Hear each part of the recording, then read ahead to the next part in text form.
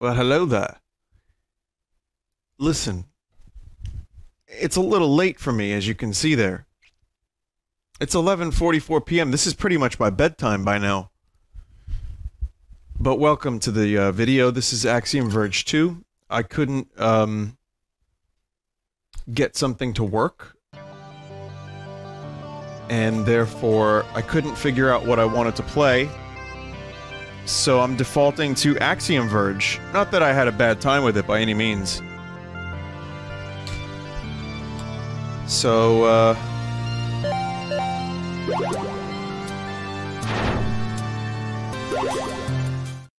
okay, we're gonna continue this. I need to probably lower the volume again.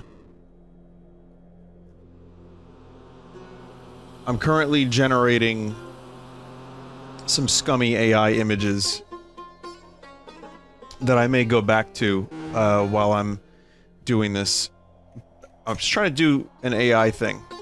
VQGAN plus clip, it's called. There were people that submitted this stuff to me for other AI showcases. If you're out there and you're watching this right now and you want to submit something to an AI showcase, send it to the contact form. I think this volume should be okay. My, hang on, I might want to lower this a little bit more. My, microphone may sound a little lower or a little different. And, well, that's because I have some new fun issues. Not issues of magazines, either.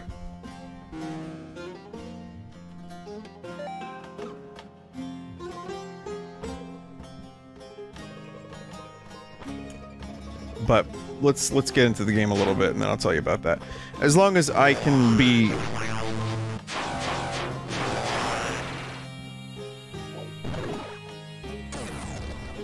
As long as I can be heard.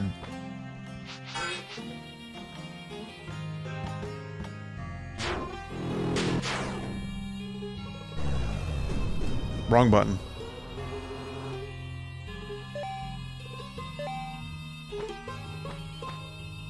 Oh, right, I can crawl.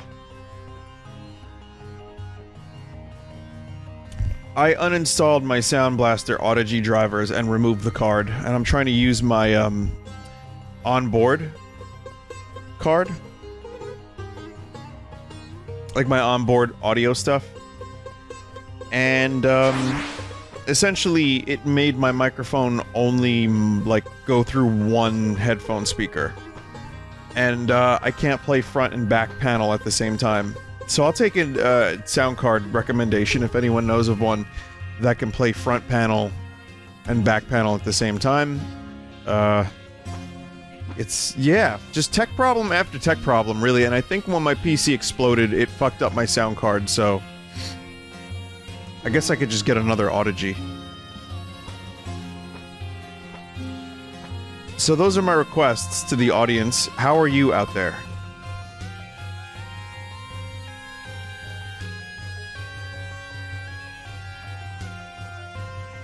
Power and being independent, okay. So I'm not really sure where we're going next, Treebeard, but we're gonna find it.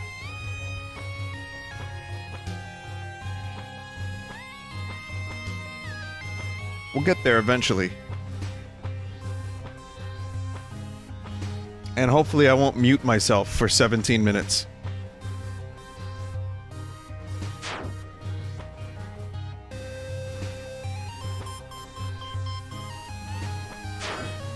That would be bad.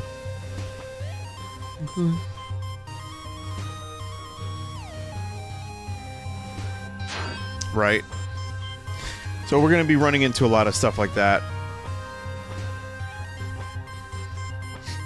I've had people tell me that they, you know, comments and, people have reached out via contact.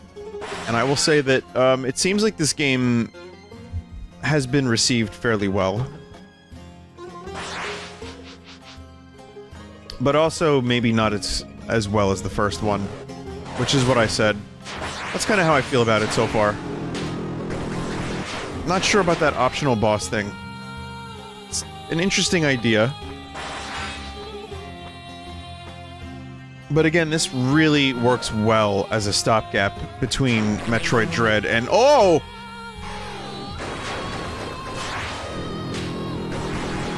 And now. And considering Hollow Knight, Silk Song doesn't exist... oh god, what have I done? Oh, okay. Okay, good. Alright, now I need to play better. I need to, get... what do they call it? Get swell?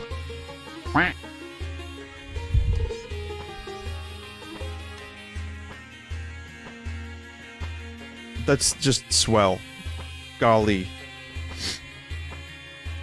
I have some duck news. The news is as follows. They are still hiding. They're not hanging out. Like, they were bold. Now they're kind of still just kind of hiding. But I know where their island is. And I know that I can get some oats to them. And some of them will even come to the oats. So I'm aware of these things.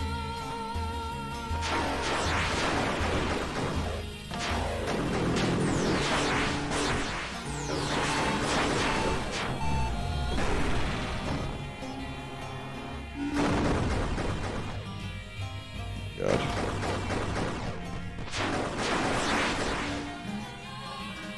Okay.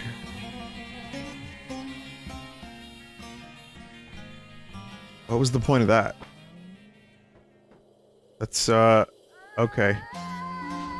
Yep, that did nothing for me.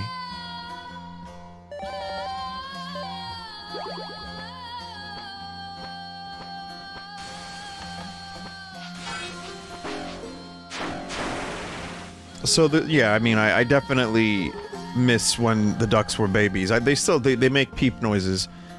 They're good, but they're still interested in eating. And I'm sure they're being fed lots of scummy bread, too.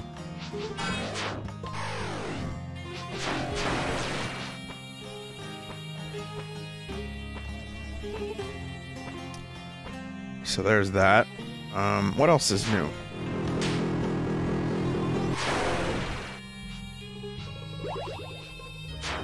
Just some stuff. Got some, hopefully, interesting things for you. Gearing up for the charity event. Allows you to store and use healing energy. Oh, it's another power matrix. Okay, I see. Interesting things. And good footage. Clip channel's going well. Big shout out to John Fullsauce for doing a great job with it. Thank you everybody that submitted clips for the clip channel. It's nice that we can archive some of this stuff, which has brought, I don't know, uproarious applause? Is that a word? Uproarious? And laughter. Uproarious laughter and applause to so many, like, dozen of fan. No, I really do like this stuff, though, because rewatching some of these clips can sometimes put a smile on my face, too.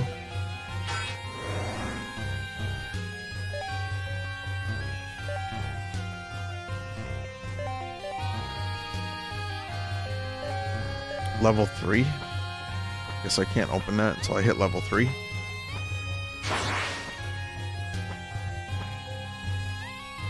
Yeah, like, I didn't even really... I don't watch my stuff if I can help it. I really don't like editing my own stuff anymore just because I'm so sick of hearing myself by the time I'm done editing. But watching a 20-second clip, minute-long clip, kind of a little bit nostalgic for me. Maybe not as much as some people that watch it, but it definitely has an effect, and sometimes I'm even just like... it's like I'm watching it for the first time, because I am. But also I don't remember the event happening. So, it's good. Sometimes it's pretty good. I get more nostalgic listening to old songs, which is a very rare event for me. It's an occasion, maybe once every couple years, I'll go and listen to something from an older album. I used to be able to remember exactly who played what part and who, you know, how we recorded it. And I'm starting to forget some of that stuff. But when I hear the songs, it kind of brings me back to a specific, like, place. Not anything too specific, but just a general vibe of what my life was like at the time. Oh, God, fucking ironing. An iron is harming me.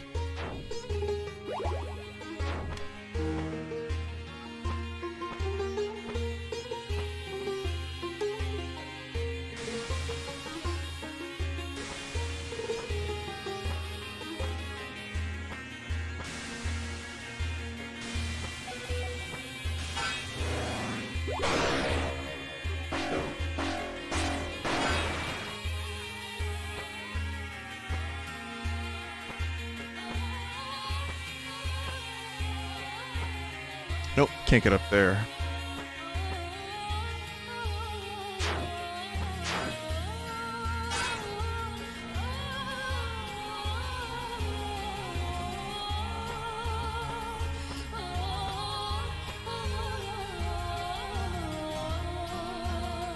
The new Warzone update, I still haven't checked out, but I am still very curious about it. Haven't played it in a while. So that's something that I downloaded, and I'm like just waiting for the opportunity. But I have many studio days this week, and I have some stuff that I'm working on in relation to the charity stream and my own stuff. So I'm gonna try to play it this week, but I don't know if I'll be able to. I haven't really had a chance to do much Sunday type content, not as much as I would like to. Even if it's like once every week, just something weird. It's kind of like my tradition, and I like that. You know, not to stick to a strict schedule, and I'm the only one who holds myself to these schedules, truthfully. Like, I'll get a little bit of anxiety about something that is 100% in my own head. And like, I'm not being pressured by anyone but myself. And I gotta work on that. Like, that was partially the point of me slowing down. And I'm, you know, trying to figure out how to go through my life without feeling the self-imposed anxiety. Damn it.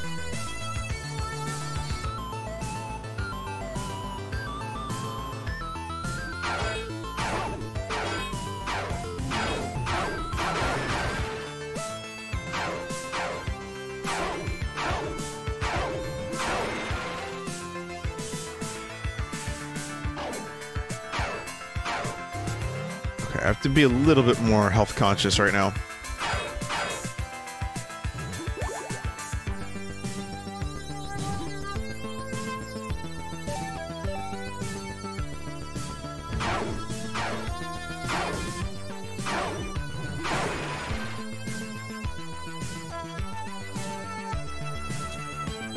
I believe QuakeCon is happening this week, and they're celebrating the 25th anniversary of Quake. And... or something like that. I don't know if it's the 25th anniversary or something. But I'm really interested to see what they're doing. That's this Thursday, I believe. After Quake Champions, I don't really know what we're gonna get. But I would like something Quake related, but a single-player Quake game, but no Strogg. That would be my main hope.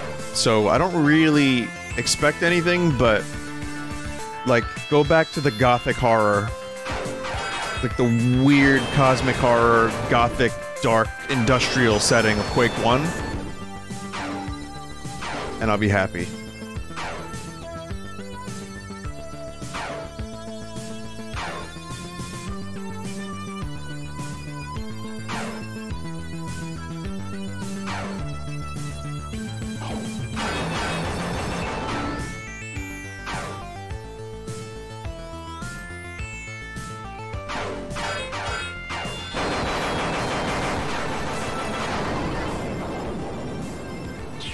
I wonder if that was an optional boss. Well, yeah. Must have been.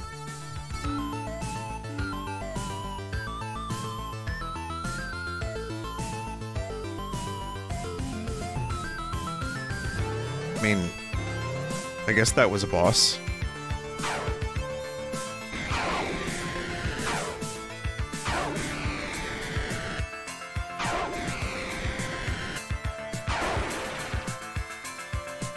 Okay, I can't get up there anyway.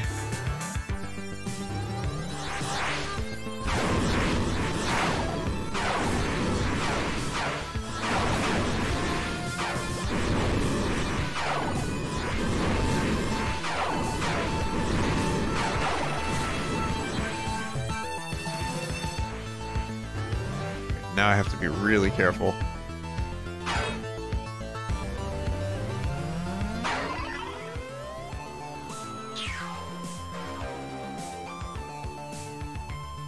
Scary, your drone fires a hook that can slingshot it. Oh.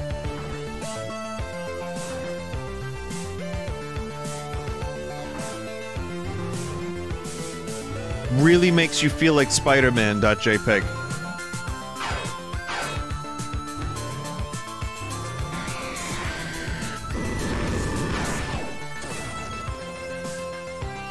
Okay. This is gonna sound dumb, but I'm not sure why I died. I wasn't looking at that exact spot.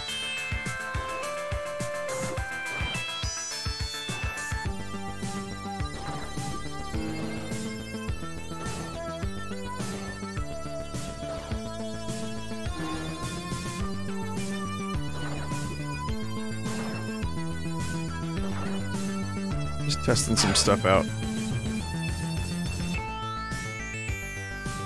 Okay.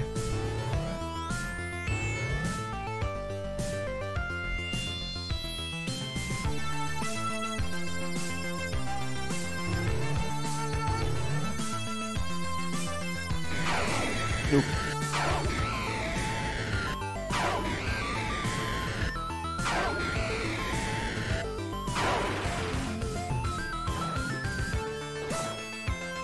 Yeah, there's a little bit of finesse here. Finesse. Some finesse. God, Jeff showed me this video. Oh man. I don't think he wanted this to become a meme necessarily, and I don't need it to. But it was this Channel 5. That dude from Channel 5 went to these pickup artists. And he was just talking to him. You know, like anyone remember the Pickup Artist show? It's basically like a dude in a fedora and like coats, and like he just picks up chicks. But that was the show. So these guys are like following in that dude's footsteps or something like that. And it's hilarious. They're dressed like Final Fantasy characters. And one of the main guys is holding like... What he does is he has... I'm gonna lower this. And I'm also going to pull up a clip.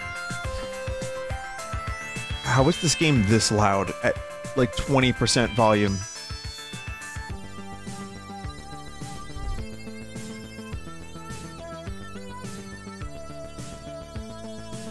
So this dude has like a thing. It's called Pickup Artist Boot Camp, and you could spend money to get in there. and he'll teach you how to pick up chicks. All right, check this out. Listen to this guy. Probably be in front of you at a time when you don't expect it. The cock blocker we gotta watch out for is ourselves.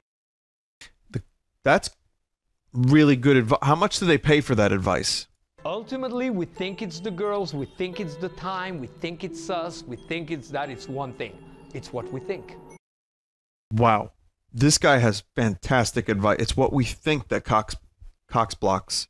Every hot girl that you see at some point was a little baby wearing diapers, and at some point will be an elder woman.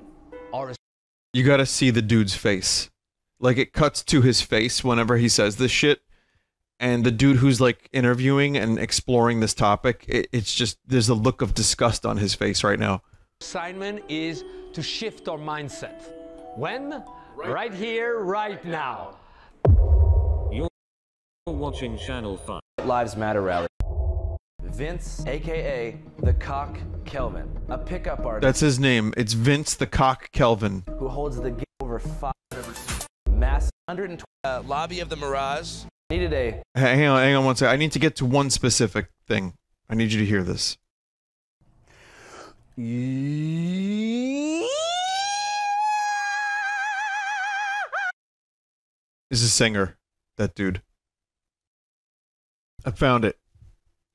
Those size matter at the level of what? Balls, penis, height, arms, bank account. If you think it matters, it does. There you go. Easy. Oh, he's got balls. I have lovely testicles, but, you know, actually, I don't even know if they're that big. I don't think so. I don't think my balls are very big. So this is the dude you gotta pay to really know how to get, like, chicks. I'm telling you, this dude just spend like $899 to go to one of his lessons. That's all you need to do, and then of course you'll be guaranteed success. Okay, let's continue the game. Balls, penis.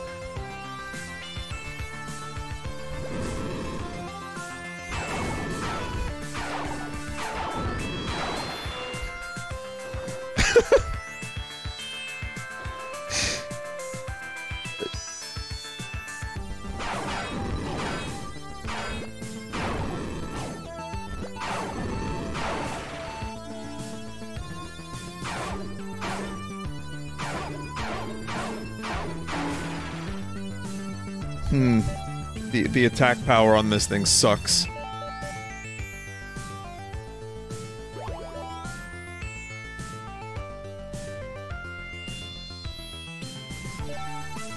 We'll just start with that.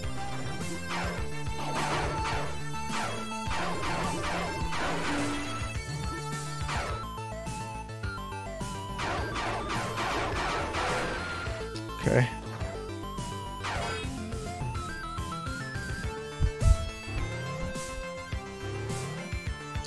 I do like the Spider-Man thing.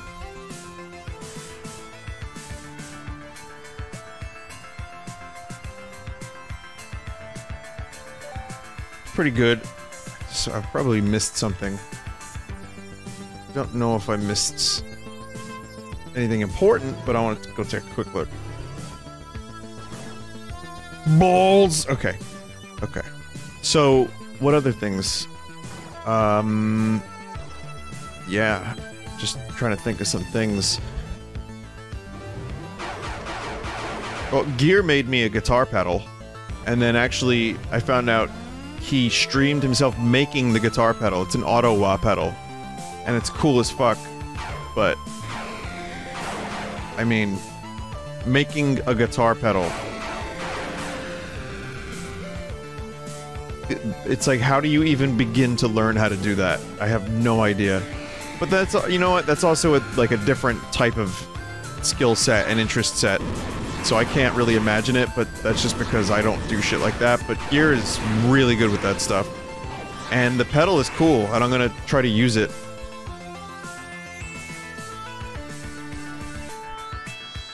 Try to sneak it in a couple songs on the next album.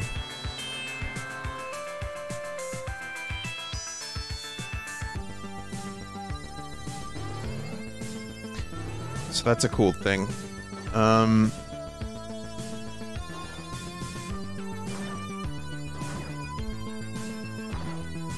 Yeah, I'm gonna have to, you know, even if I do return to streaming on a limited basis someday, I still plan on making videos. But one of the things I can say about that is, I like making videos and having something just be uploaded, as I've said before. But my memory is so bad that not that it's so bad, it's just that when I get started with a game, sometimes it's like all the stuff I wanted to talk about just kind of fades away. I'm like, oh, I guess I don't remember what that was. Was it that important?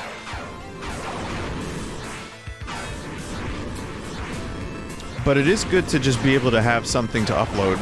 Even if it's not live, it'll give me a chance to continue to take days off. But, you know, there's pros and cons, man. And the pro right now is that I get to live my life a little bit. But the con is that I don't remember what's happening. And usually the chat is like... Did you see this game? This is what you think of 2 hour best of worst. I'm like, oh right, that's what I was gonna talk about, and I didn't watch it yet. They, Red Letter Media uploaded an hour and 40-minute best of the worst.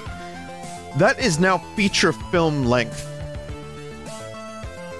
Like, they've gone long before, but I feel like now they're just toying with us. Or they're just testing the limits of what can be done with trash movies.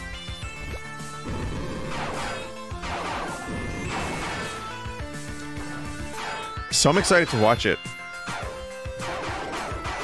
I also watched the first episode of that Invincible show, just because I had it recommended.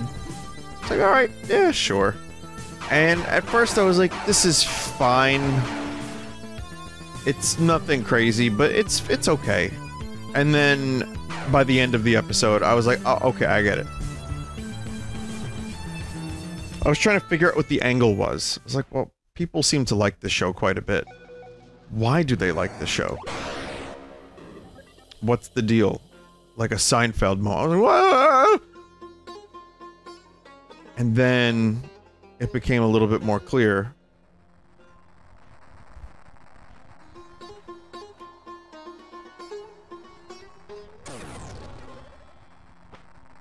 And I think it's cool, and J.K. Simmons does a voice in it, and he's cool. And Bender is in there too, you know, and he's cool.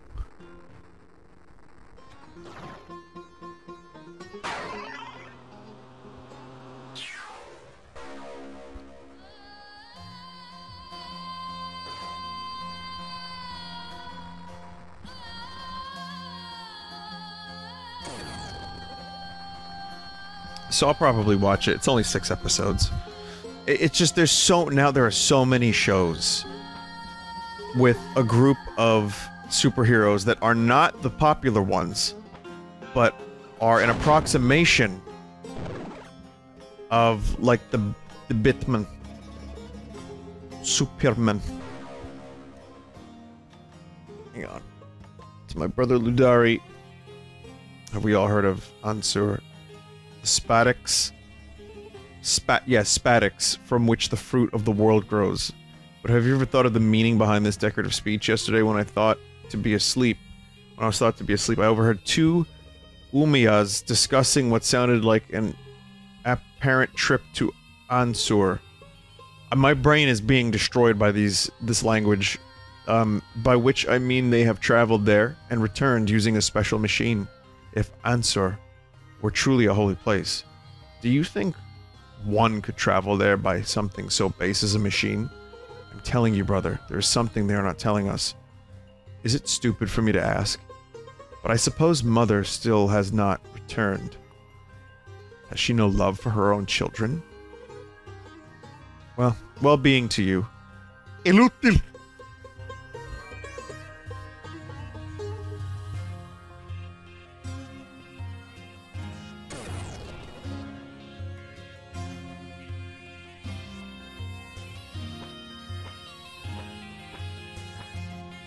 So there's The Boys. That show, which has the Jape superheroes. So you got them. And then you have this Invincible show, where it's like, oh, Homelander is the Superman. In this show, it's the Omni-Man is the Superman. Then there was the show, there's some with some shitty beards. There was, what show was it on Netflix? With another, like, concept that's basically exactly this. Fuck, I can't think of it now. I didn't watch it. I've only heard of it. But it's the exact same type of thing.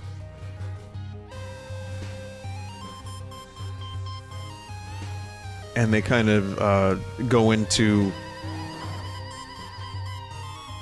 detail of what it would be like for the superhero next generation to take over for the other super... It's just so many fucking superhero things, and now... The big thing is subversion of the superhero genre by taking the piss out of the superheroes. But now there's like 4 versions of that. I mean, even the Suicide Squad is that to some extent, if you think about it. It's really just a bunch of, like, people are sick of superheroes, kill them. And I think it mostly succeeds. For me, at least. And that's the thing, like, I'm not really watching that Black Widow movie. I'm not really interested enough to watch it. I just want Ant-Man. That's it, just Ant-Man.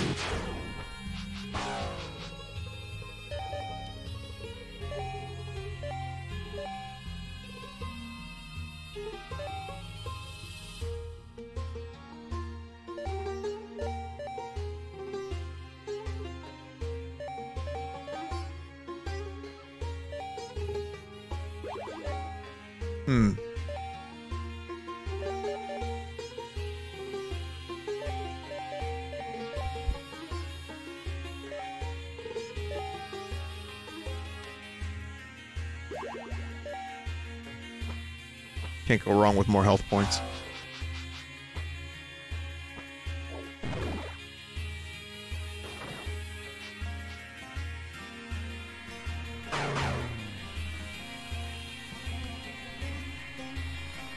So, yeah, even the superhero genre and has too many movies now, but it's just funny how the subversion of the genre also now has too many properties to check out. It's like you can't keep up with this fucking shit.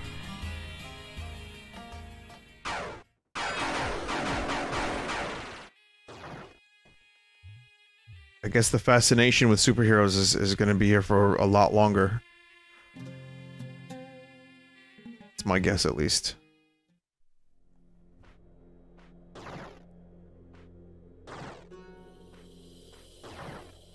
I thought after Avengers Endgame, this stuff would start kind of like ramping down a little bit, but I think we got plenty more. I know that's gonna piss some people off. Like, man, I'm sick of superheroes, man. Yeah, me too, a little bit. And yet, the Invincible show it's animated. It's pretty good.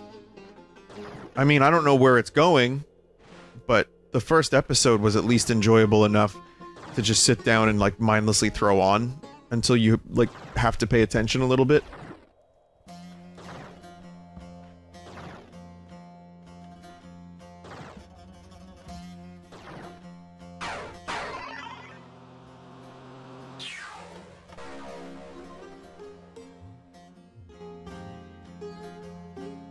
Yeah, I like this little spider ability. It's a good ability.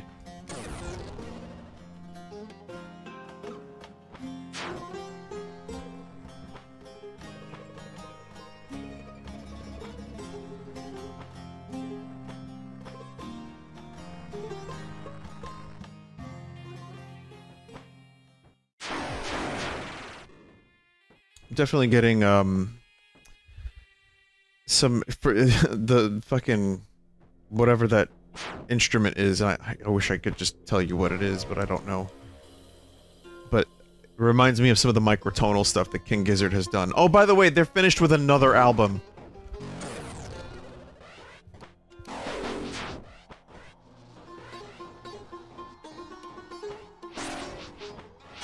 So they just announced that they're done with another album. It's like, dude, I'm all for more King Gizzard. They are one of my favorite rock bands happening right now. Are they oversaturating the waters? Where they released like 2 albums already just this year, and then 1 late last year. Back in my day, you had to wait 6 years for Radiohead albums. Oh wait, you still do.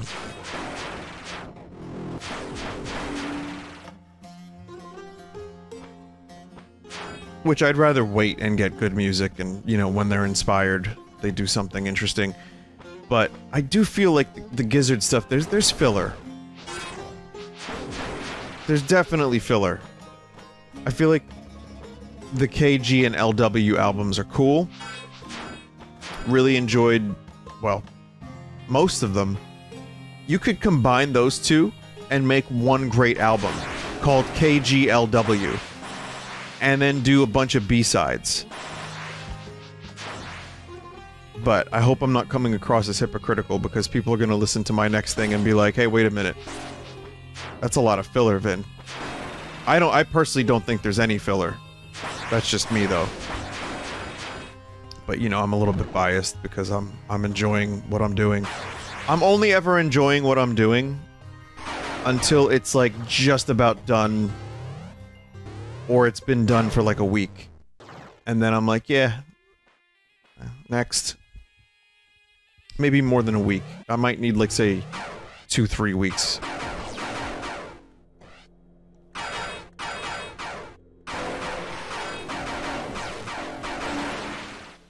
But I definitely get to a point where I'm like, yeah, that I want to just make another and better one.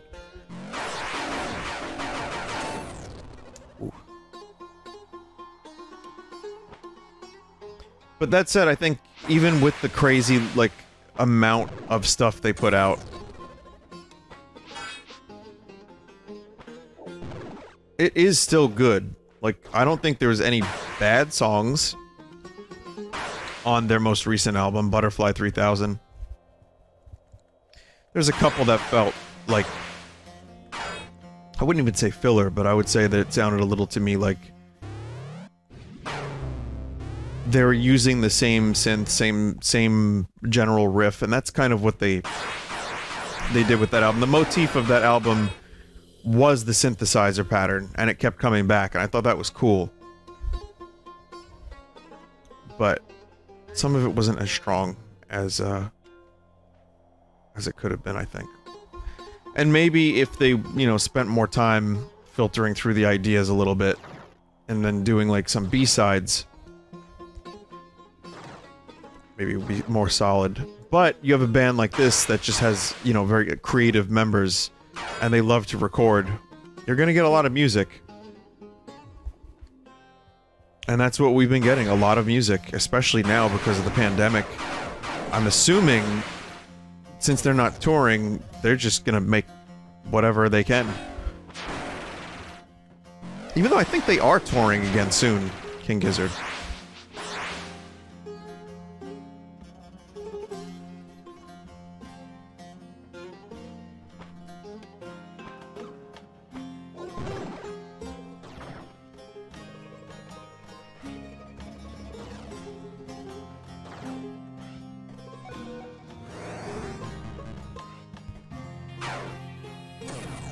This is my favorite song on this soundtrack so far, though.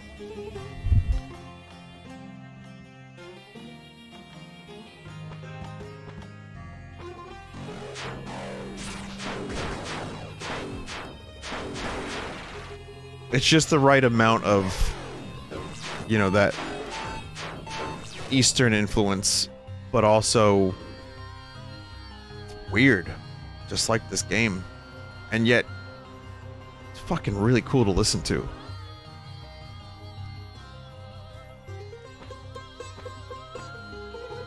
And I like different styles of strumming a guitar.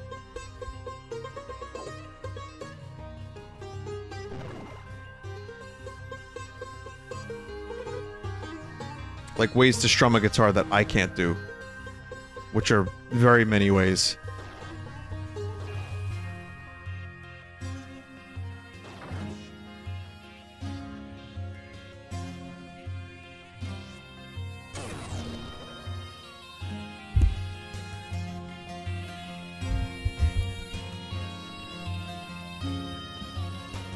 the droning sound is cool too.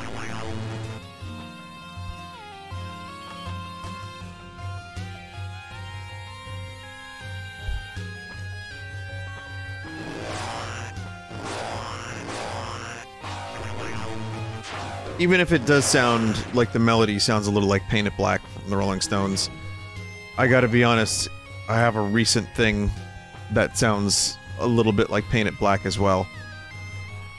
So, I'm acutely aware of that particular song at this moment. I mean, there's only so many notes in the known universe. So finding like a completely unique and original melody, it's possible, but you know, it's a little harder than it used to be. Hell, most pop music doesn't even try. It's just canon in D, and then get a couple really easy, you know, 3-chord structures, and pff, you good.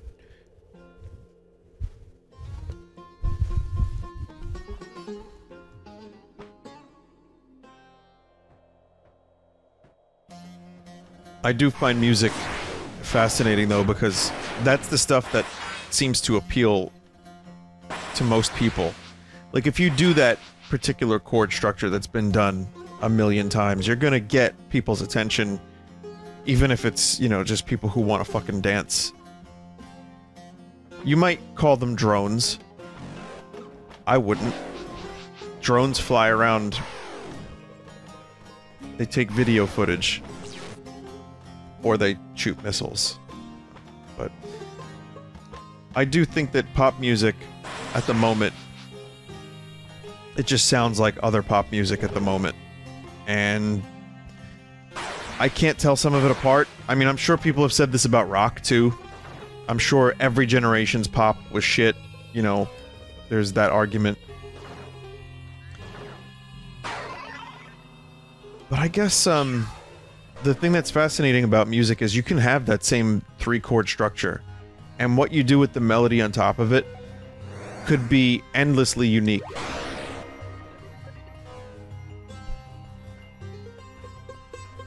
And just completely original. Even if you change one thing, and it's still, like, say, 55% similar to something else, it's now your song, dog. That's your song, dog.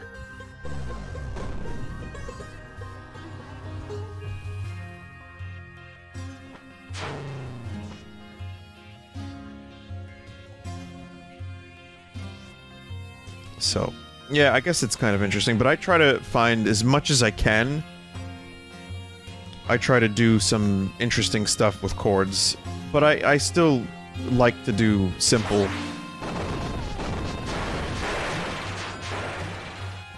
I don't think I'll ever become a prog musician where I try to find something every single time it's completely 100% original. That's cool, but again, you can still do some simple stuff and have it be your own. Especially if you mean it.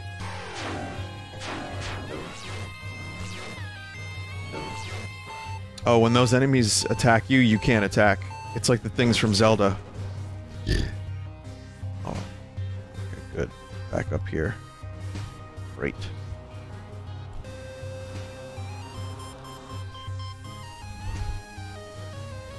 And rhythm completely can completely change a song too.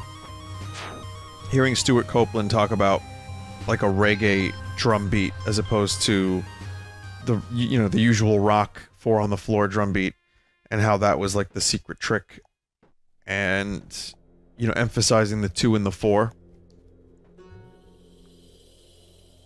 I really learned a lot from hearing him talk about that stuff.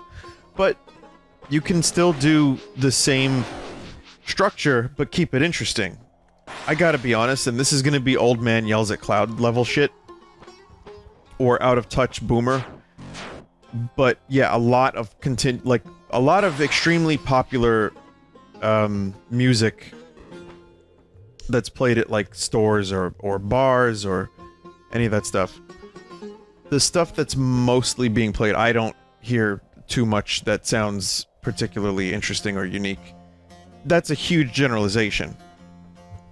But I can't help but pay attention. And while there might be something cool in there, or like a cool... I can recognize cool instruments or cool, like, moments. Yeah, it's not really for me. And lyrically, it's usually just about having a good time. I talk about having a bad time, so maybe I'm not one to talk.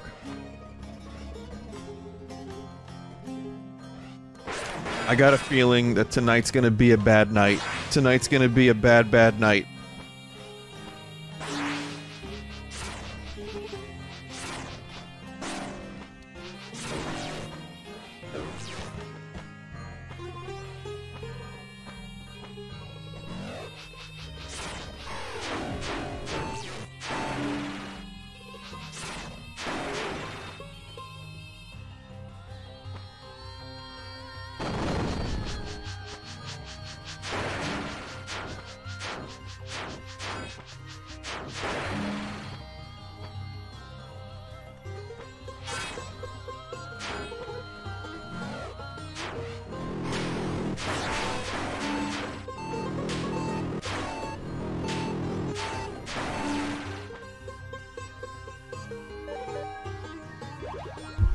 Filling up. Topping off.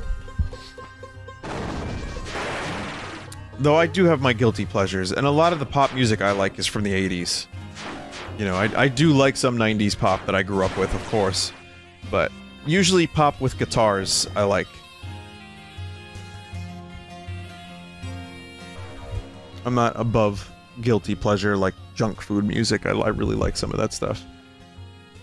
It's especially, it's dependent on you know, you're not gonna go to a club and dance to, like, deep introspective songs like, I hope you had the time of your life.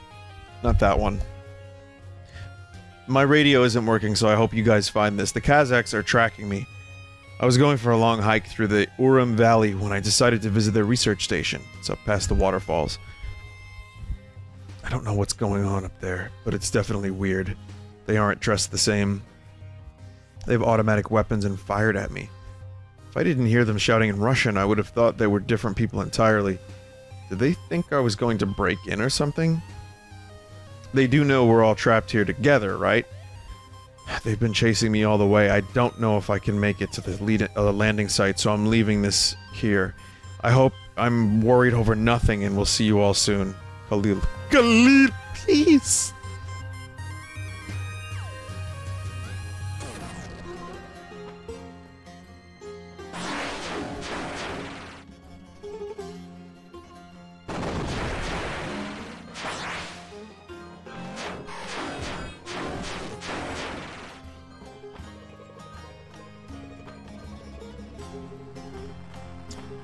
You know, it's sad because I love this genre. And, I always enjoy playing quality games of this ilk. But man, do I miss Castlevania. The Igavanias. Bloodstain was good, don't get me wrong. Had a lot of positives. Really enjoyed the fuck out of that game. But man, it wasn't Castlevania.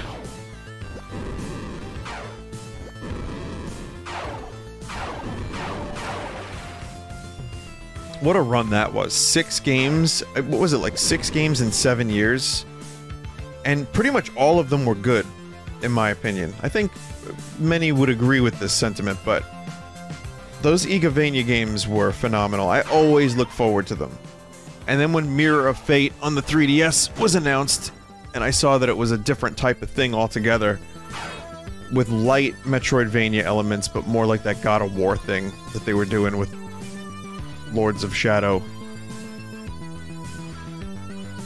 I was worried. And yeah, I played through some of the game and just didn't retain my interest enough. But that run of those 6 games, I'd argue that Circle of the Moon was the weakest for me, at least, just because they were still finding their footing.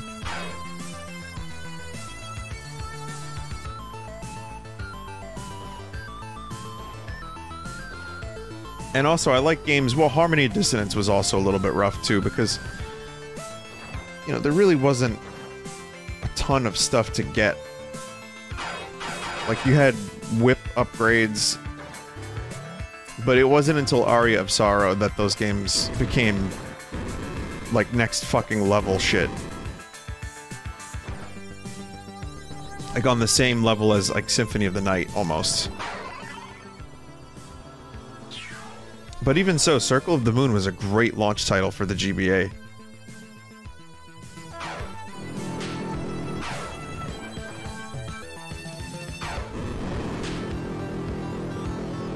And Harmony of Dissonance was cool. It's just the music kind of sucked. They, like, used all their memory or something. I forget what the story was on that game. But I think they used all of their available resources for Graphisk. And then the music just was... I don't know. Kind of lame. Not that it was composed poorly, it was just... It sounded like Game Boy, and not GBA. A little bit better than Game Boy, probably more channels for doot beep boop stoots.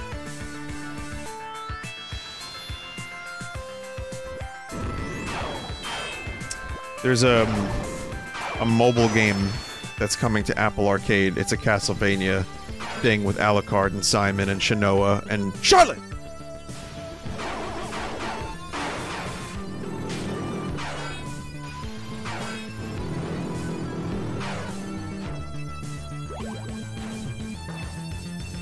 And I didn't hear much about it. It's the only Castlevania... Of course, it's like a gacha Castlevania game. And it's coming to Apple Arcade and not Steam. It's like, alright, well, good luck on that. I don't even know what Apple Arcade is. Do you have to pay for it?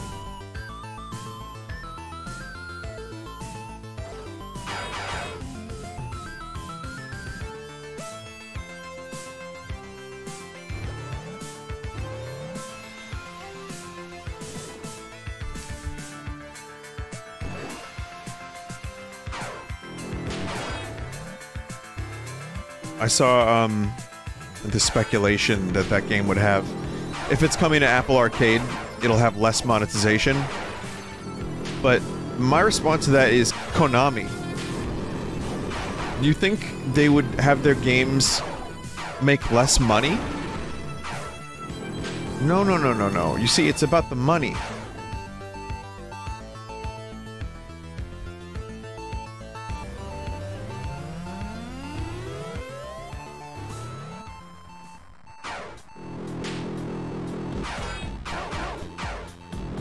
Guess I just randomly found a secret area.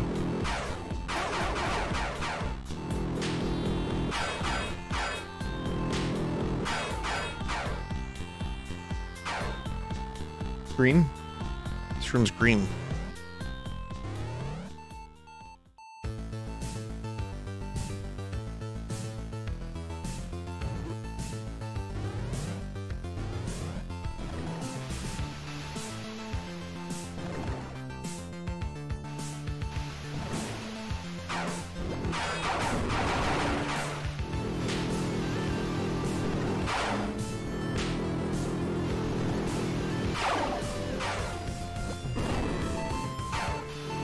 It turns out Konami's announcing a Castlevania MOBA.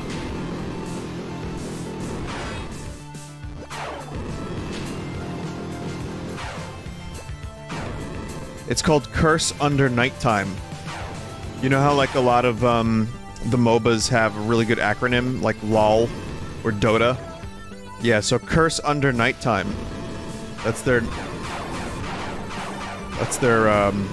MOBA. Good acronym. Good acronym. Strong. Memorable.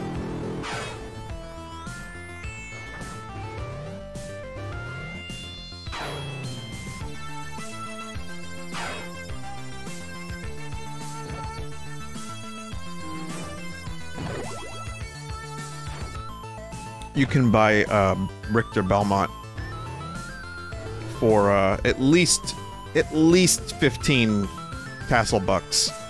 Here's the thing though. 15 will get you the base Richter. If you want the Richter with better stats and a blue bow tie, that's gonna cost you 30 castle bucks.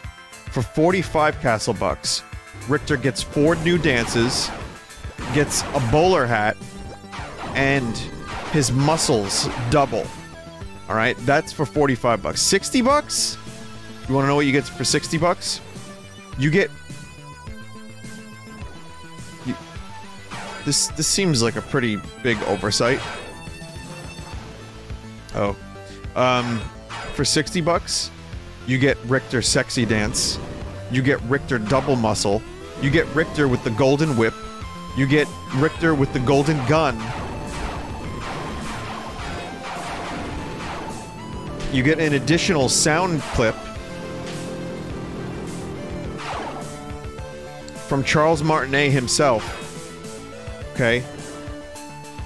And you start fully powered up. Like, fully powered up. Now, if you want to know what you get for 100 bucks, you get Richter Belmont and Richter Belmont. 2 of them. You can, it's a good deal because you can give one to a friend.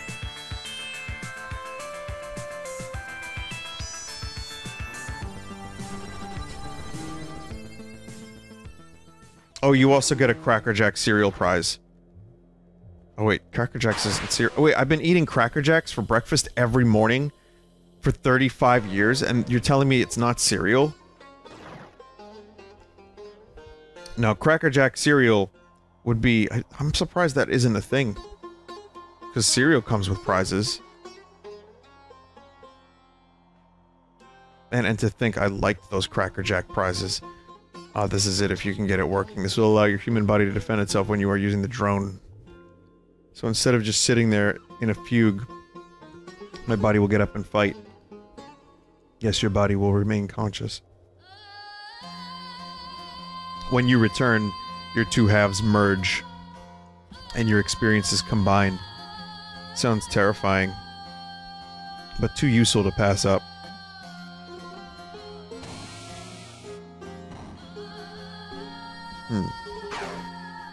I can make that work.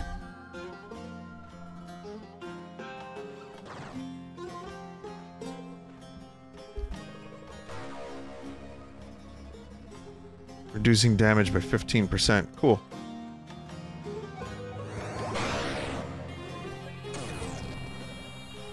Cracker Jack prizes are one of the most disappointing things about time. Like, you can tell time is moving forward by how terrible those prizes got. It used to be like a whistle, or like, I don't know, like a physical object of some kind.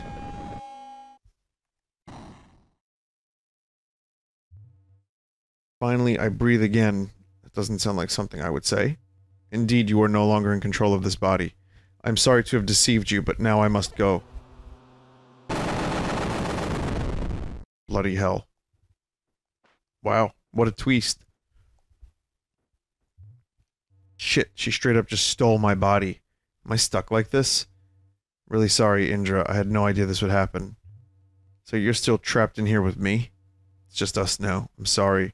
I'm not as strong as the others. If I were stronger, I could turn you back into a human. I was supposed to be able to transform things. Is there a way to power you up? Well, maybe?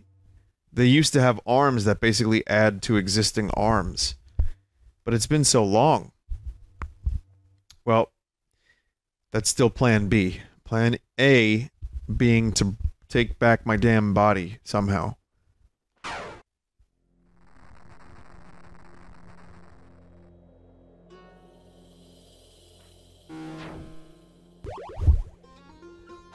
I want to do a little experiment here. I want to discover something. Do it. Oh, thank you, Palpatine. I got permission from Palpatine to do it.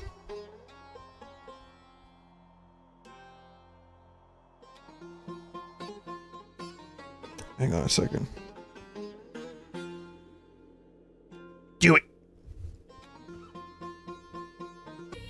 Okay, so I just looked up Cracker Jack prizes from the past. There was a tiny little pocket knife. I mean, we're going back years now, but like a little book with just stuff in it. I thought it was a pocket Bible. A top, a secret code cracker, several tops, a little dude on a horse, a fork and spoon, like a mini one, a Cracker Jack dude that you could, like, play with, a little boxing glove. What the hell, man? There's so many, like, like a little rifle, a key, animal figurines, buttons, pins, military men, a little game with water and you push the ball into the slots, rings, figurines. Now it's just stickers. Apparently the most valuable Cracker Jack prize is a set of baseball cards from, you know, like 100 years ago. So that is the conversation about Cracker Jack. I hope you enjoyed it.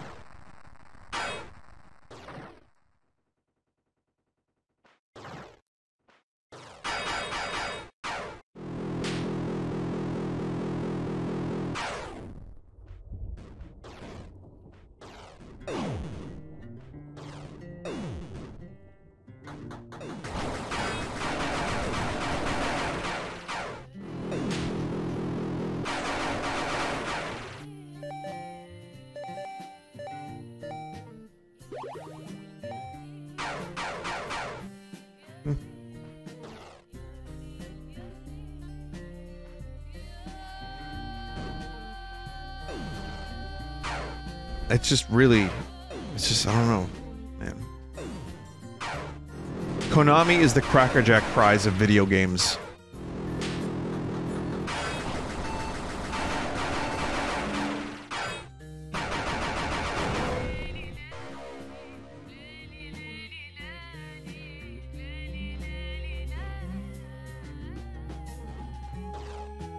Tom Happ likes this kind of music.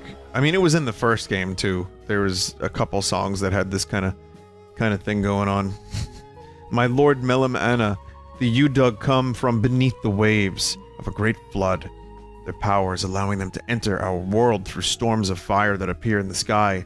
Until now, the Udug have seemed almost casual about the danger these storms pose to us of flesh and blood. They are doorways and nothing more to them. But yesterday a storm erupted with such violence it was seen to wipe out an entire village.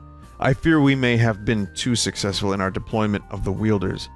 Where the Udug once brushed us aside like flies, they are now hunting us like the boar. We must find a way to fight back.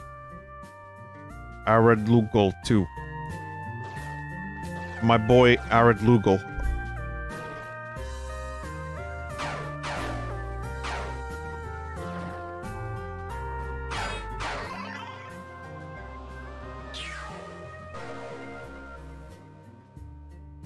Done. Allows fast travel to save points. Done. How do you get from one save point to another? You go into the map, you press the button, go into save point, done.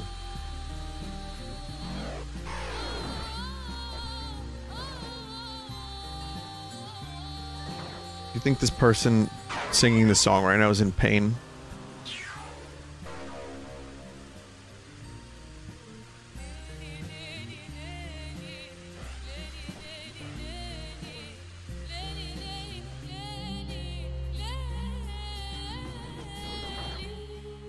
Okay, I'm gonna bring up a movie that you would never expect me to bring up. But the Blade Runner soundtrack has vocals like this. So that instantly is a great association for me.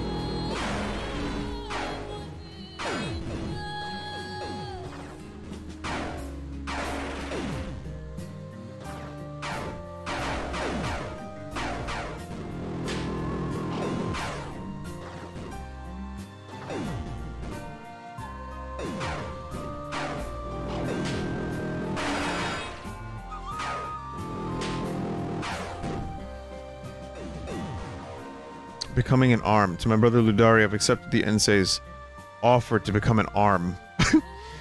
That's right. I am now someone else's arm. I know you are against this, trust me. I have no interest in the Udug Boar myself, but I felt I had no choice. Over the years, it's become clear to me that the supposed celestial hierarchy represented by the Lamassu is a farce. Ansur, which it explains as our mother, is a shackle, or rather a giant stone that we're shackled to, dragging us into the depths. There is no Irkala. After death, there is nothing, not even blackness. The arms and wielders, at least, the potential for eternal life. They say only a storm bomb can fully destroy them. Once the ceremony is complete, I will be joined with Magisketel? Magisketel? A like-minded scholar from our group. They will anoint me Amashilama after the goddess. I wish you would join me. There's no telling what may happen to any of us in this war. I do not want to lose you. Eluktil. Amashalama, please.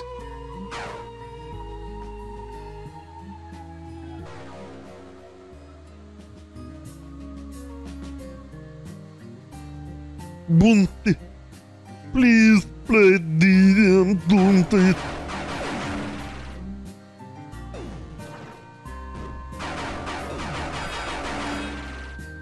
I like that this song is a little jazzy.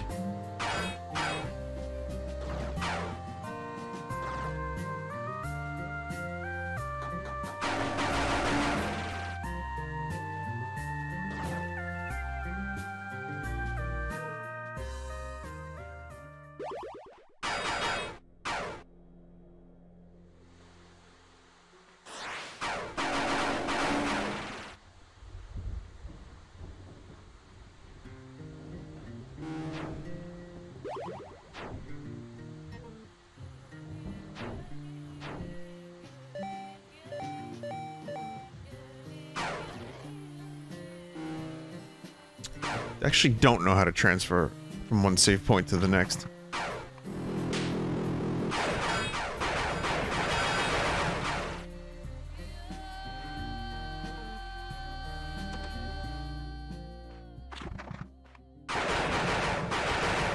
Some creepy, weird fucking jellyfish things.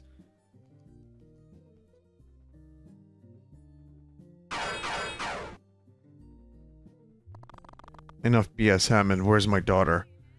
In detention, she needs you. Go to upstream port, sector 4320. You've got some nerve using my daughter like this.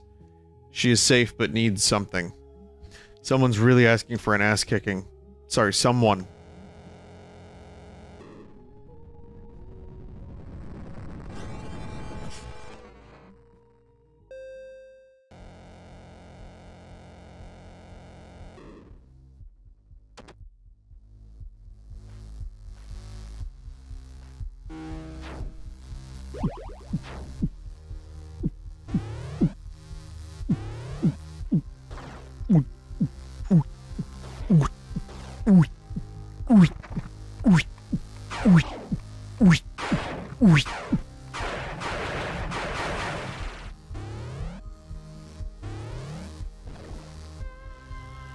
What curious creature is this?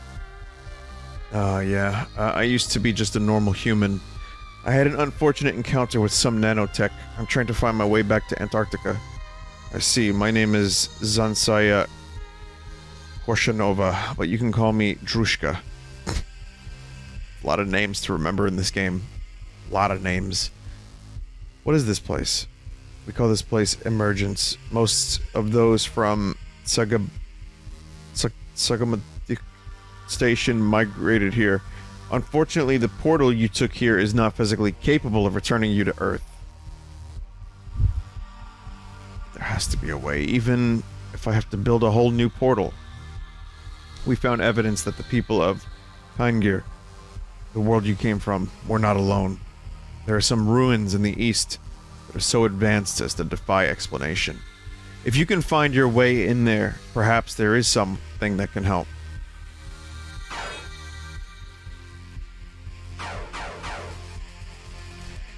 This looks a little like something from Axiom Verge 1, like an area. Oh yeah, well this thing. That looks pretty Axiom Verge 1-esque. But, again, I don't remember. It's been a while. So I couldn't tell you if this was exactly that, or if it was just, this is just vaguely that. Looks cool.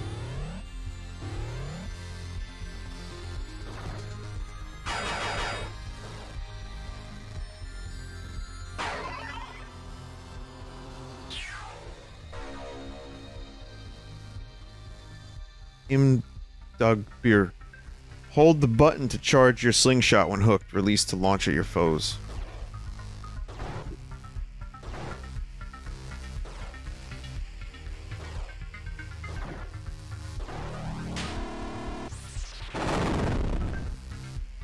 Ah. It's a spine shark.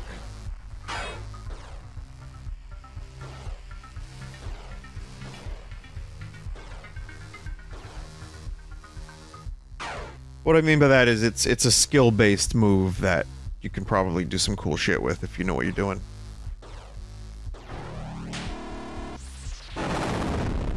That's interesting. That's not what I expected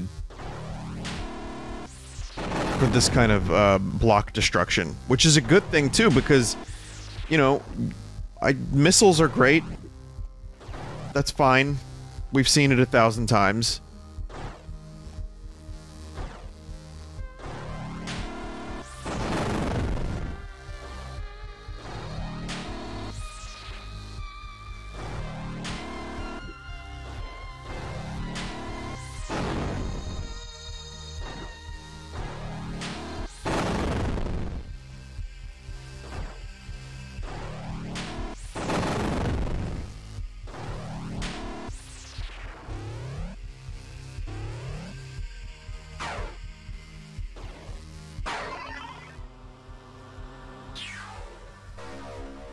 Tom Happ knows how to make a good Metroidvania, even if some stuff doesn't... Some stuff may not check out 100% for me, but I'm still in awe that one dude makes all this. And that it's good. Even better than good when you think about the first one. Like, that shit was fucking phenomenal.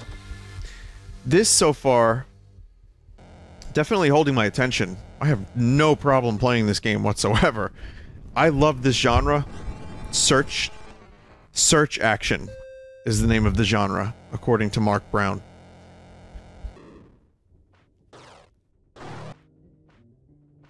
Which I think is actually a pretty decent name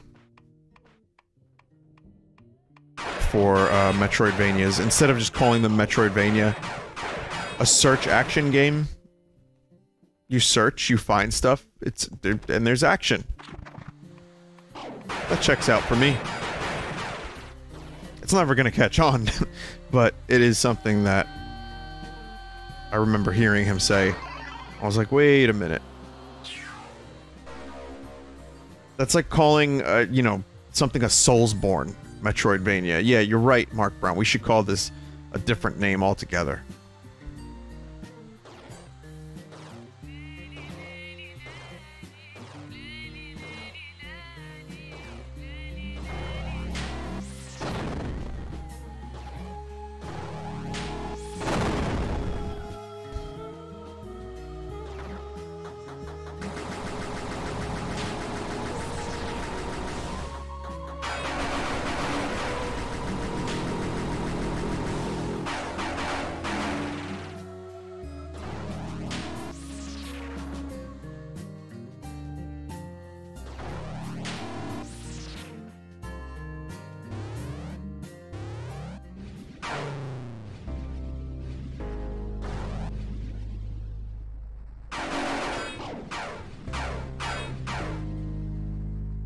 This was cool music, too.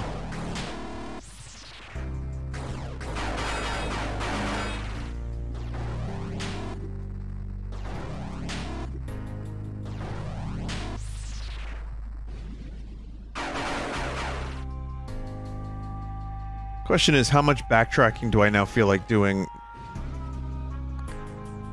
as a spider.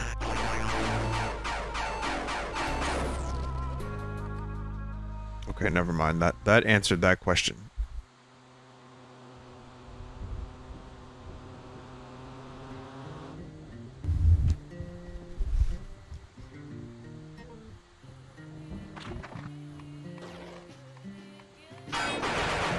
Bundak.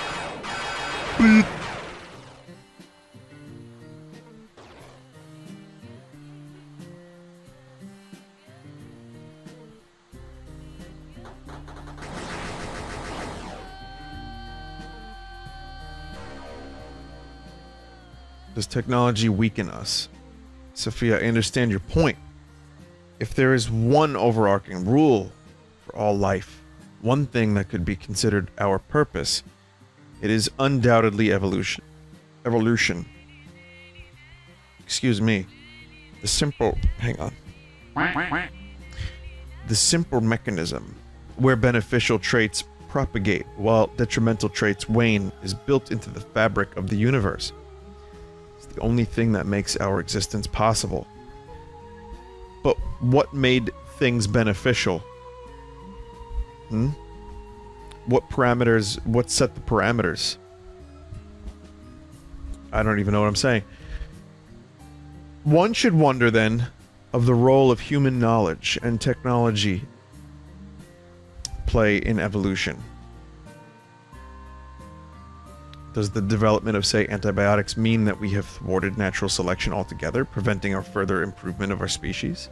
It is a worthy question, but upon our discovery of the emergence, I think the answer must be an emphatic no. On the scale we could previously observe, we were limited by the length of a single lifetime, often itself limited by necessarily subjective point of view. But now we have the capacity to observe, partake, and benefit from the same processes that shape us. Now, how many generations before a new medicine results in a weakened immune system? How many further generations lead to improved intelligence, leading to even better solutions? In the previous century, mathematicians spoke of a singularity of advancement that would alter human affairs forever. Whatever they may have imagined, the emergence dwarfs that exponentially. It's not a danger, it is our salvation, Drushka.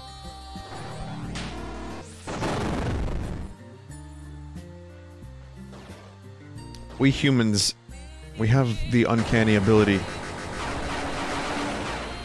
to really get in there. You know, just really try to figure shit out. Even in our, like, Rudy Tooty Shooty video games, we gotta, like, ponder the nature of existence and human purpose. Bit weird, bit weird.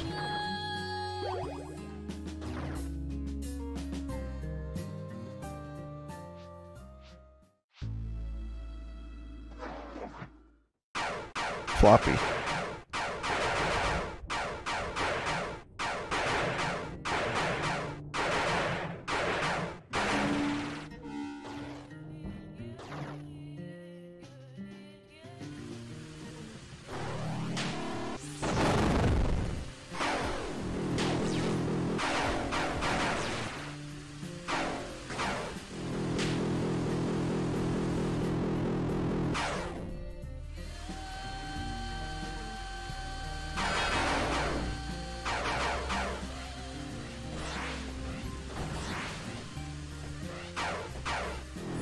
I'm weirdly opposed to technology as much as I love it.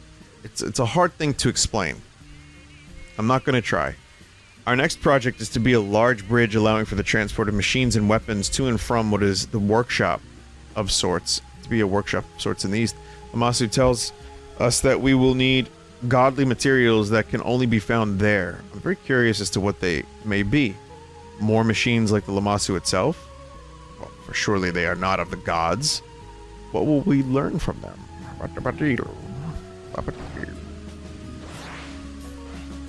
Getting some Sonic the Hedgehog vibes from this environment.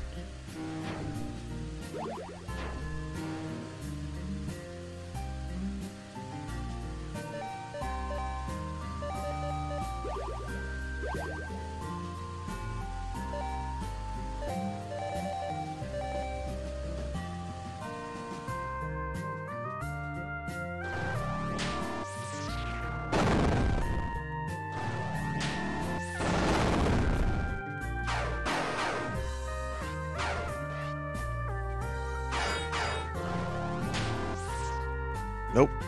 We are not getting in there. That scorpion was kind of spinning.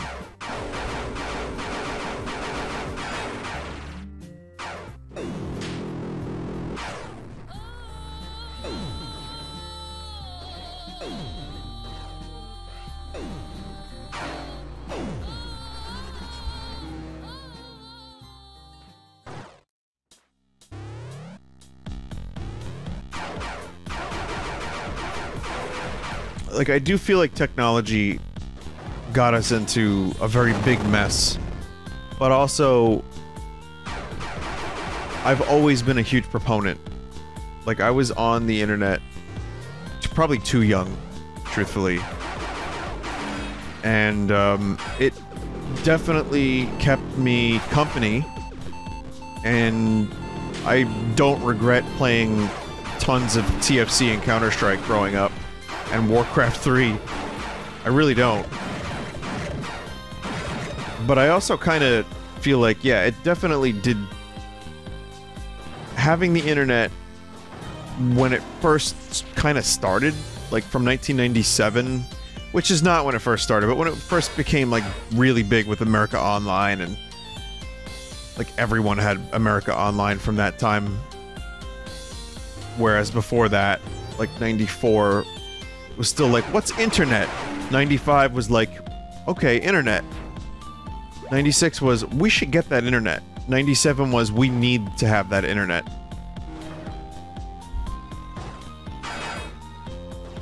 So, I guess I was a product of the advent of the internet, and I regret that. But also, I loved it because, man, you could connect with people. People didn't really understand how cool that shit was. Like, finding just as much shit as you wanted to based on your interests. However, most people's interests were just porn at the time, and therefore you could say that internet was a porn machine. But hang on a minute, there were also JPEGs that took 5 minutes to load.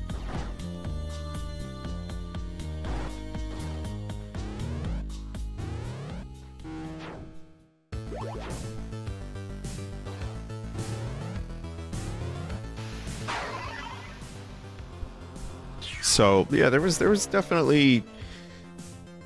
There's pros and cons to having been on the internet from that young and without really fully understanding what it was. And, gotta be honest, I know it's cliche at this point to say that social media bad. I know it is. Almost so much so that people have come around on it again.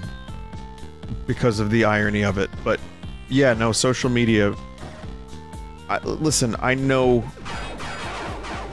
personally that humans... one-on-one... can still misunderstand each other. But it's a lot harder to. I feel like it's just that connection that you can have with someone.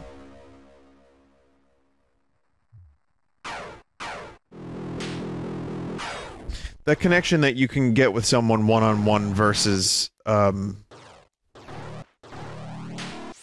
versus, you know, just having a social media conversation, quote-unquote. It's huge. And the internet maybe was a little bit better in some ways without it. Not like, you know, there aren't other things that are better. Like, there's definitely benefits to social media, but it also, I think, has turned the human race into, like, I don't know, the connection, it's too much. Like, I don't think we evolved properly to have the connection that ants have telepathically. I know I'm just talking shit. Understand this, it's also late. And I'm a little tired, but that doesn't mean that ants aren't telepathic, you know what I mean? So, I don't think we were ready for social media, and the fact that you can have an equal voice with everybody and not have any idea what you're talking about on any topic of value, that's a little scary. Because, you know, that changes the way other people think. And then it's really easy to get into misunderstandings, and then also just have... One of the things I learned from years of doing what I do, this is a personal lesson. And I'm still learning it, and I'm still recovering from it, and I'm still trying to figure out how to downsize my life, right? And I'll tell you in just a moment. Hammond, for a long time, the breach's temporal discrepancies confounded us until one day Malka pointed out to me that those strange blue terminals everywhere appeared dimmer on some days or others. On a hunch, I recorded the changes over a period of a month.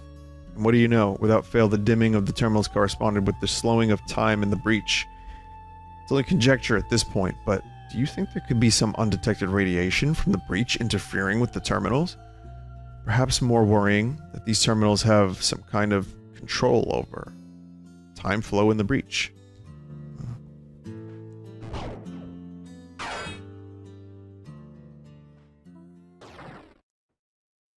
What I've learned is that human beings cannot keep up with hundreds of people on an equal footing. I really believe that you just start to know too many people, and then you neglect people, and then some people who don't have that many people start to think that you hate them. So that's been a thing. I don't know how unique it is to my life, or if other people have experienced this because of social media and shit. But I can tell you that I'm still learning how to... I mean, most people that do what I do understand. But then I also feel guilty, and then it gets weird. So that's a thing that, yeah, I've definitely... And then I just kind of start to retreat more, because I suppose when you have that many people, what can you do? You can't talk to everyone all the time, can you? I mean, I guess that's what Discord groups are for, but... even that, too big of a Discord group, and it's like, nope. I feel like there's a balance that has to be attained that can be tough to find. It can be tough to find that balance. And social media has made it way too easy to just have hundreds of people in your corral. And, I don't know, maybe humans, even though we are social creatures like ducks, maybe the best thing for us to do is sometimes spend some time alone and reflect a little. That's my thought. And when you have a connection to everybody or anybody in the world on your phone at all times, that definitely changes the course of humanity, I think. And it's still so new. We haven't even seen the effects of it over a generation yet. Mental. Wielder, it is I, the Lammasu. Have you decided to stop trying to kill me? Unfortunately, that directive must still remain, but recent events have caused another directive to take priority. You mean... Ashilama taking my body? Indeed, the consequences of this are dire. In the past, Ashilama was one of the more troublesome arms. After the Wielders defeated the Udug, it was necessary to restore and rebuild society to how it was prior to their introduction. Though most Wielders complied faithfully, Amashamala...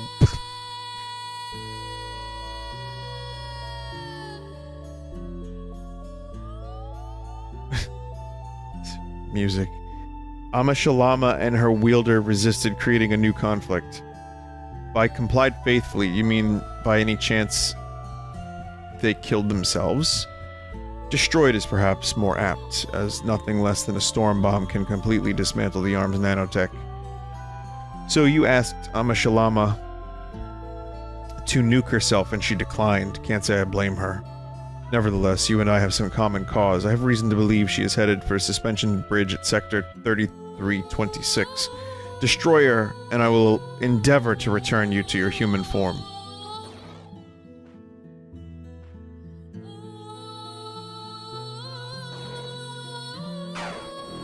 Whoa.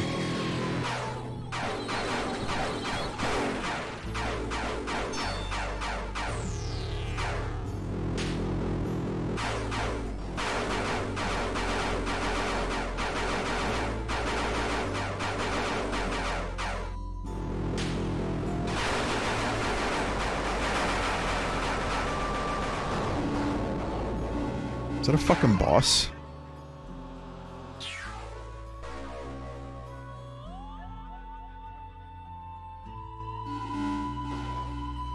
Yeah, I don't know about that, man. I don't know.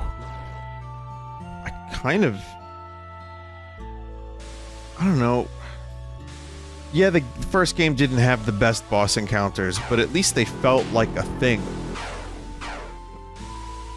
Like, getting rid of bosses altogether for this optional, like, Bab boss thing, I'm not sure how I feel about that.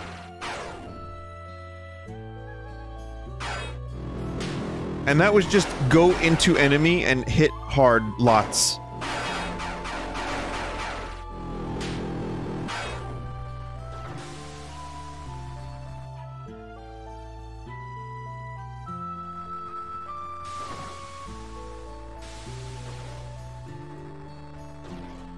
Nice song.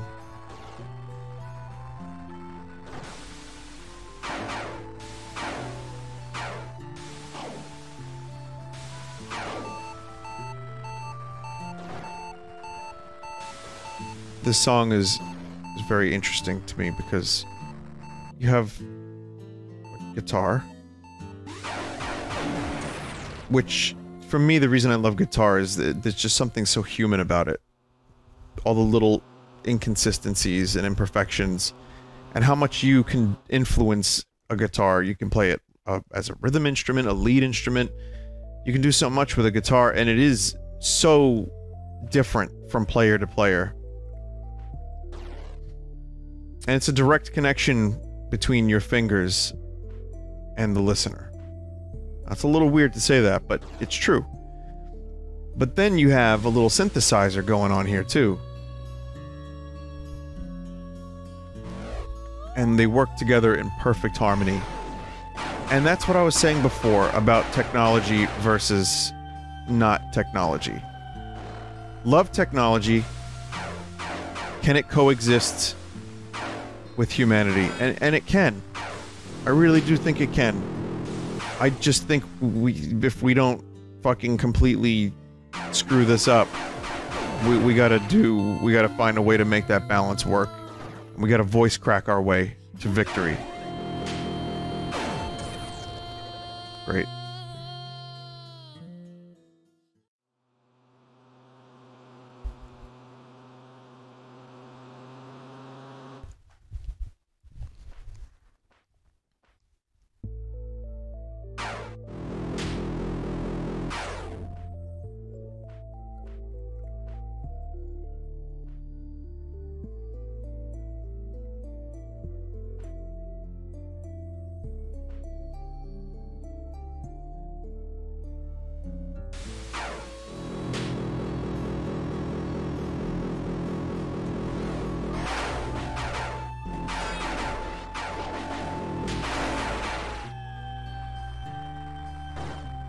Maybe we'll find a way out. You know, maybe we'll figure this out.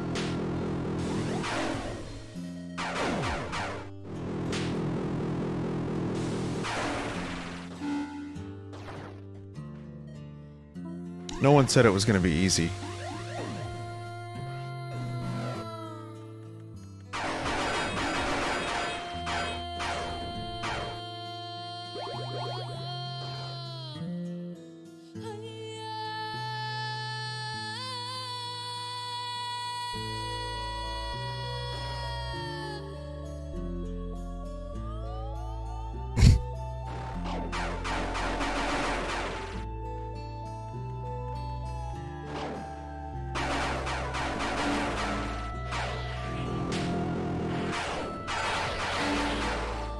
The song is trippy.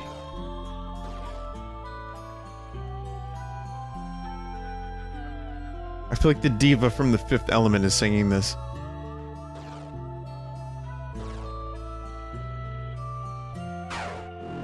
nice flute. I'll tell you what, I don't love every song on this soundtrack, but it is memorable as fuck. I'll probably never forget it. At least, I might forget some of the songs, but I'll never forget, like, how interesting it was.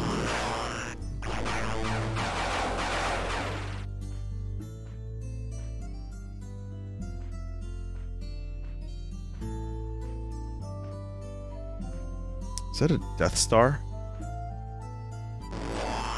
Oh, that's supposed to be like land.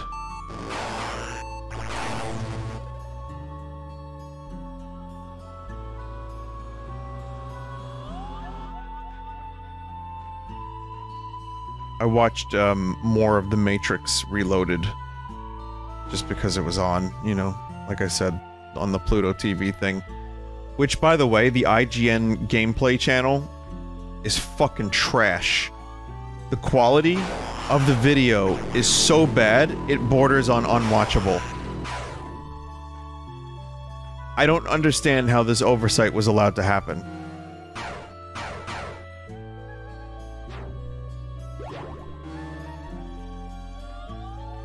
Not like I'm gonna be watching gamer channels anyway, when I could just throw on, like, YouTube. But it's there, and it's really unwatchable, so... that sucks. But... The Matrix, I kinda understand now more why... The Matrix, Reloaded... Because I liked it when I was younger, for the action scenes. But man, the further they get into the lore... the more difficult it is for me to give a shit. I have no idea what they're gonna do for Matrix 4. God. It's just, at this point, so convoluted. Sorry, do you speak English? Yes, sorry, I am Ivan. You look strange. You are from Jonestown? My name is Indra. I did come through here. I know I look weird. Nanotech did this to me. I'm guessing you are with the, Kazakhs? Strange machines all over here. Watch out.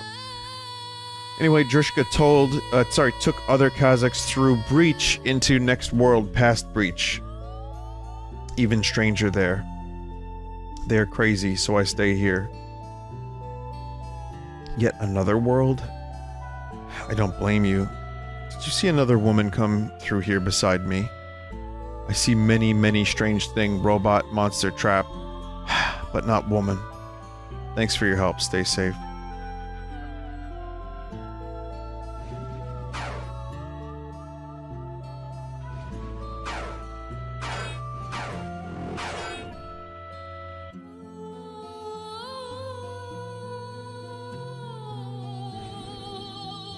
Okay, never mind the ocean.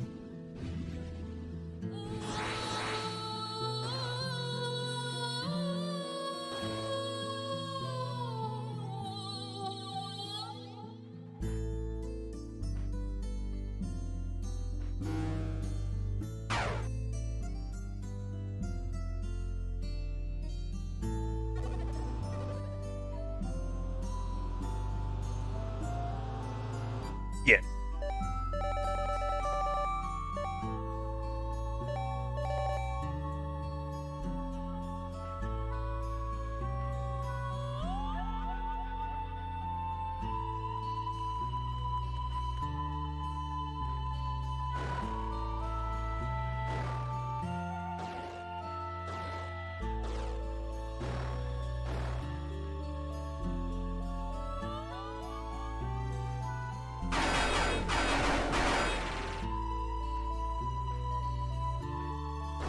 Just a cool song.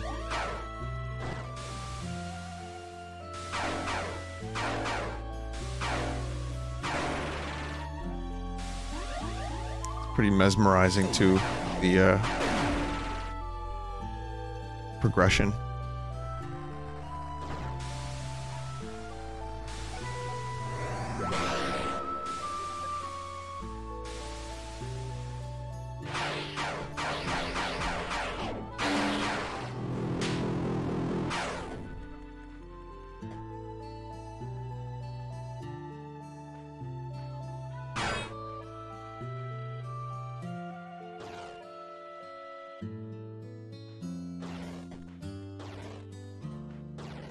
Yes, the Matrix lore. It's just the, it's weird because it takes itself really seriously in the second one that I've seen. Like, there's other things that I didn't really care for, but...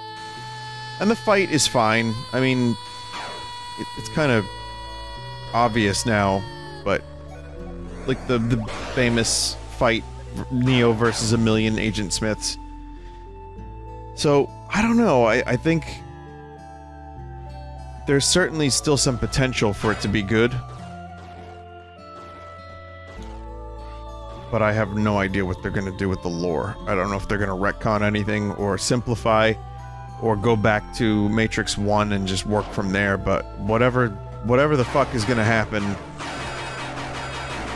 I can't see it being anything less than a convoluted mess unless they figure out how to go about it. Or if they can just narratively have it, you know, be told really well, which is also not an easy feat.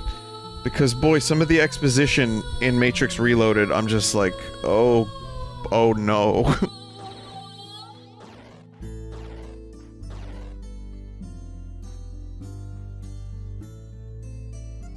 I'd argue that it's not as bad as the, you know, prequels. I'm sorry to say that, prequel fans. I'm just talking about the exposition, and it's, yeah, they're fun movies, of course. But, the way some of that dialogue and especially the love plot in the prequels, like in Attack of the Clones. I mean, if anyone here thinks that's good stuff because you have nostalgia, or because the memes and do it, and then you can watch the stuff where Anakin and Padme are getting together, you are brave.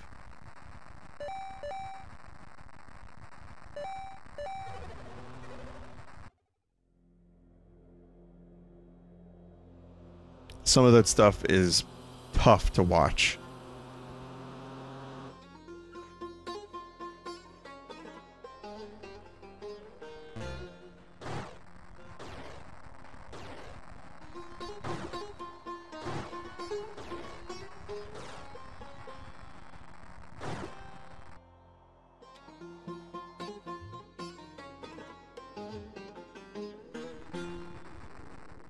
I had to have missed something.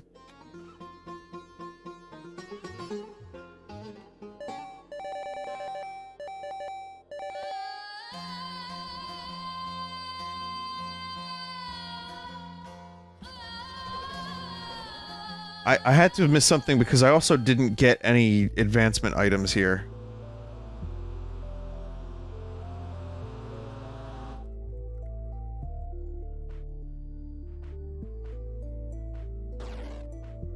Maybe up here more?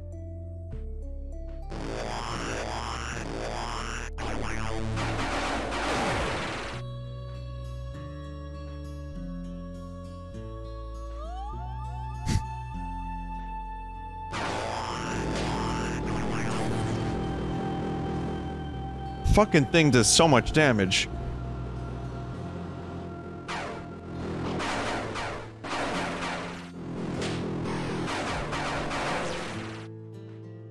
And this little spider friend takes too much damage.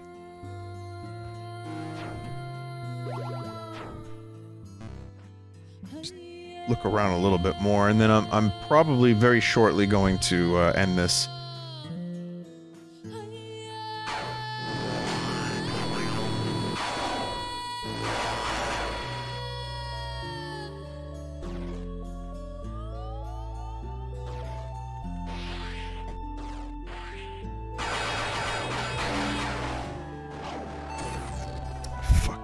It was underground.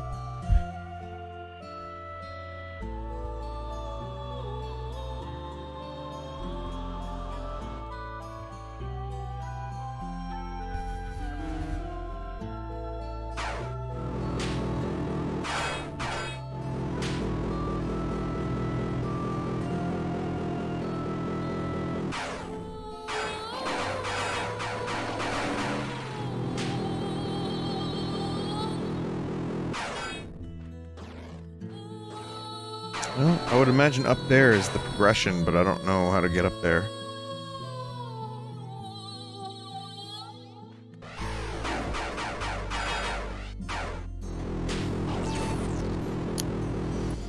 Yeah, I'll tell you, well, that's one way to get up there is just, you know, go to heaven. Just die and go to heaven.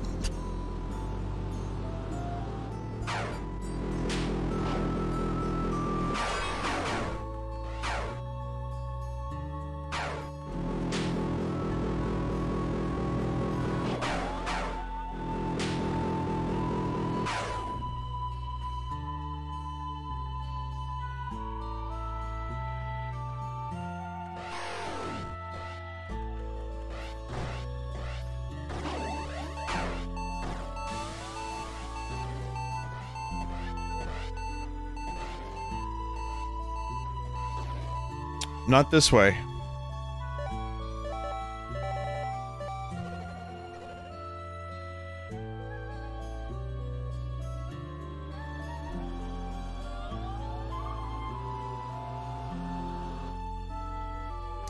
The only penalty of fast travel is you have to watch that scene.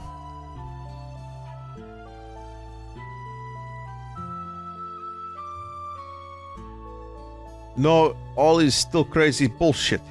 Thank you for checking me.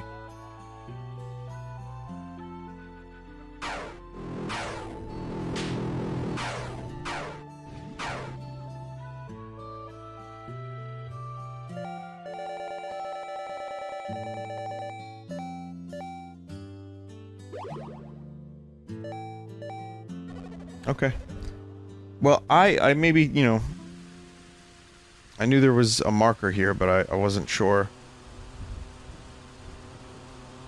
I mean, they told me there was a marker here. But I wasn't 100% sure if I missed something.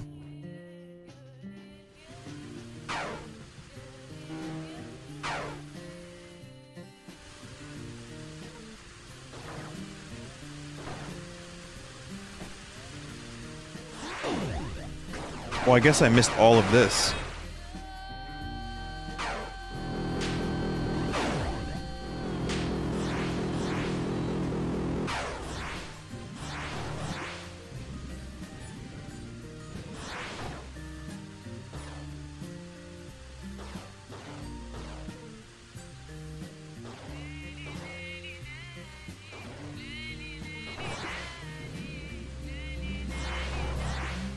No, we're not going that way.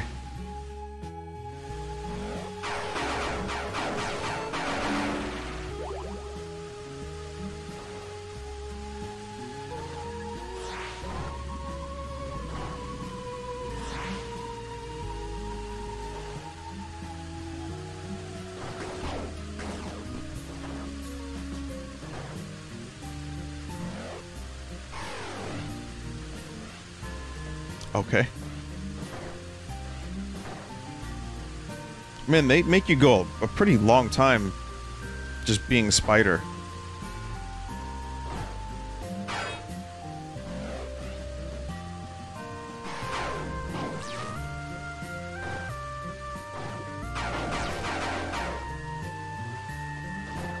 I mean, I don't mind being spider.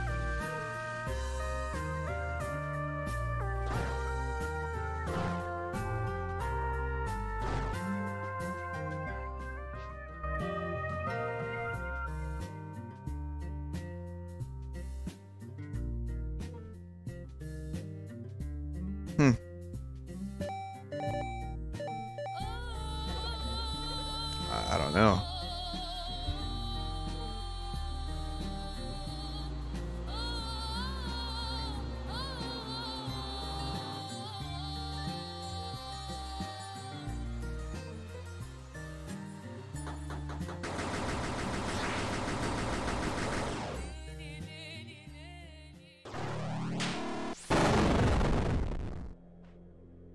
Well, that's new.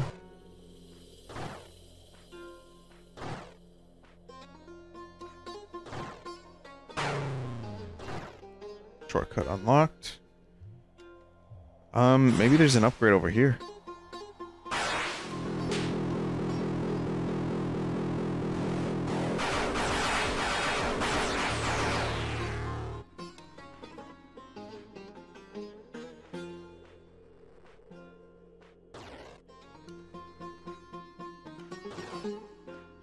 Can't get up there. Okay.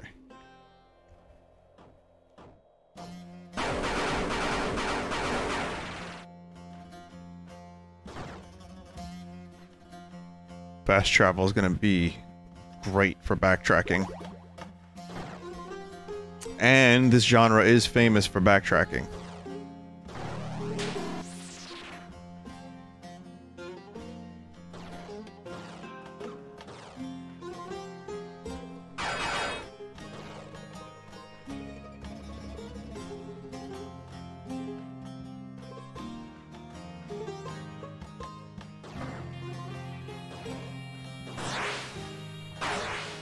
What a thing it is to make memorable video game music that not only sounds cool, but can keep your interest, but not too much of your interest, and not sound awful when you hear it for the 100th time. What an art form. What a jape.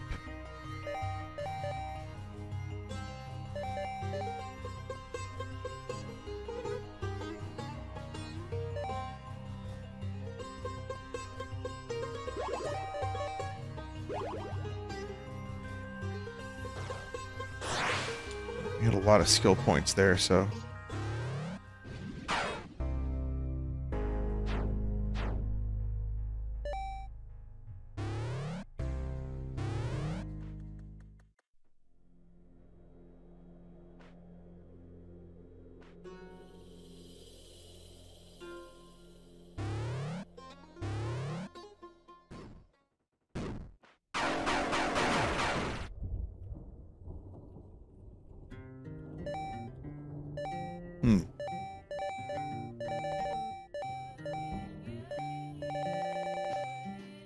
Well, it seems like there's a lot of potential. I'm gonna go back here one more time. I just want to see if I missed anything, because I can sometimes miss things very easily. But, yeah, some progress is being made here. Right, there's that. So I don't know how to destroy that.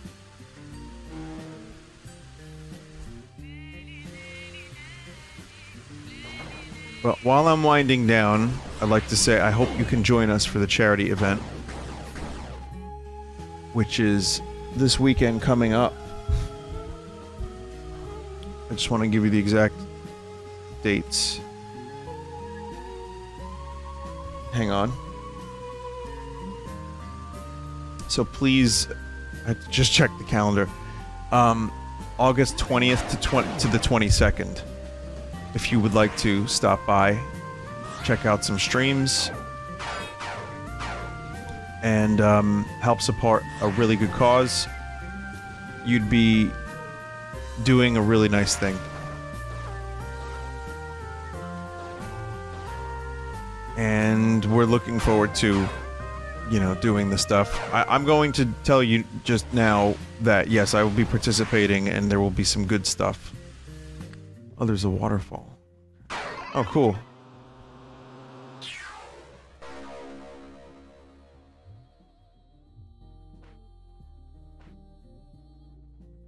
So that will be the focus, but again, I really want to do some AI stuff. I really have, I have already a couple things that are interesting. Like I said, I was generating some AI. I forgot to keep generating it, but oh well. Soon the AI showcase will show up. Whenever that will be. And I do have some really scummy things to show you. Eventually, I have some interesting video games. But yeah, I'm not really sure where to go next. But I'm assuming I'll figure it out. I have plenty of new moves. Smooth moves.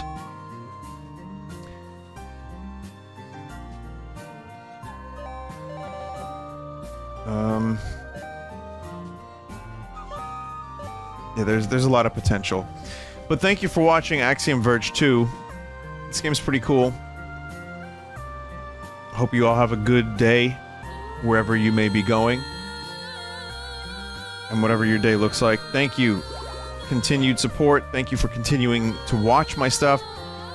Even when I'm a little tired. And I'll take sound card recommendations that aren't too expensive, that can do front panel and back panel at the same time. That would be cool. But yeah, take care. Hopefully I get my tech problem solved and I won't have to start my fucking videos with, hey, new tech problem. So, alright. Goodbye, everybody.